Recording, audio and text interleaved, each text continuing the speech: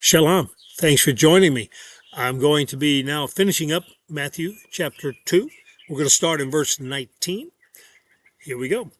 After Herod died, an angel of the Lord appeared in a dream to Joseph in Egypt and said, "Get up, take the child and his mother, and go to the land of Israel, for those who were trying to take the child's life are dead."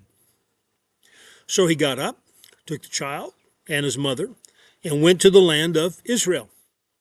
But when he heard that Archelaus was reigning in Judea in place of his father Herod, he was afraid to go there. Having been warned in a dream, he withdrew to the district of Galilee, and he went and lived in a town called Nazareth. So was fulfilled what was said through the prophets, that he would be called a Nazarene. Several interesting things about this. One is Archelaus, the son of Herod. I mentioned in a previous video, he ruled from the time of his father's death in 4 BC until 6 AD, and then the Romans banished him to Gaul, Gaul. That's the ancient name for what is today France, mainly because he was very incompetent.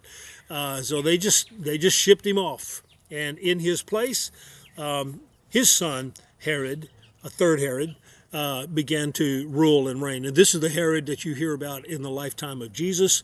He is the Herod also that beheaded John the Baptist. So keep that in mind. All right.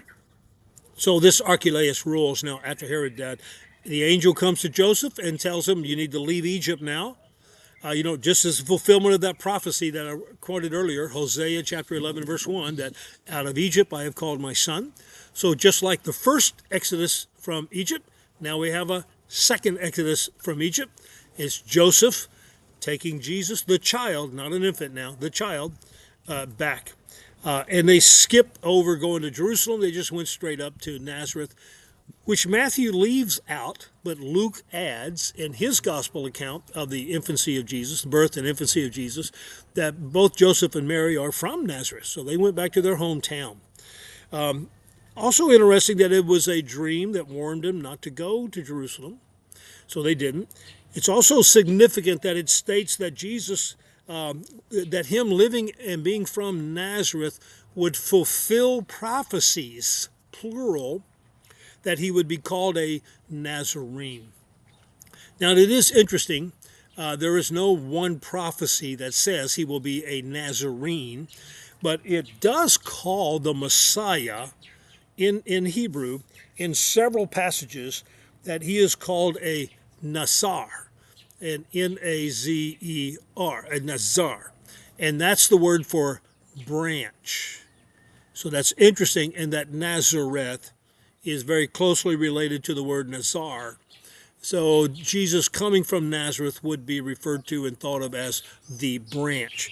And there are multiple prophecies relating to the branch, both in Jeremiah, in Zechariah, Isaiah, several other places in the Old Testament where Jesus is called a Nazarene, where these scriptures refer to him as the branch. So I just think that is totally fascinating, by the way. So here is Jesus now, born in Bethlehem, worshipped by Magi, sometime when Jesus is a toddler, taken down to Egypt for just a very short period of time, maybe a handful of months until Herod dies, being warned in a dream, come back home, and being warned in another dream, don't go to Jerusalem. So they bypass Jerusalem and go back to their hometown of Nazareth, and that's where they live. And that's where Jesus is raised as a little boy. And again, the fact that he is in Nazareth comes from there. Matthew sees that as the fulfillment of the branch. And that's another messianic reference. So that is Matthew chapter 2 in 3 short videos. Thanks for joining me. Jesus is being described here as the one who fulfills all prophecies about the Messiah, and he is described as the son of David, so he is also the Messiah. This is what Matthew's main goal is. Thanks for joining me.